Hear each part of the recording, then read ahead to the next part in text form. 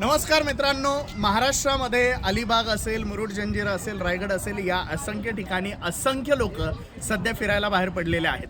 परंतु याच संधीचा फायदा घेण्याऐवजी, पर्यटन वाढवण्याऐवजी इथले लोक लूटमार करण्यामध्ये गुंग झालेले आहेत। आपले जे पर्यटन मंत्री आहे शंभूराज देसाई यांना माझी या व्हिडिओच्या माध्यमातून विनंती आहे की आम्ही अलिबागवरून इथे येत असताना नगरपालिकेच्या वेगळ्या पावत्या, ग्रामपंचायतच्या वेगळ्या पावत्या, पार्किंगची वेगळी पावती आणि अक्षरशः लघवी करायला गेलो तर त्याचे सुद्धा वेगळे पैसे, एवढे सगळे पैसे।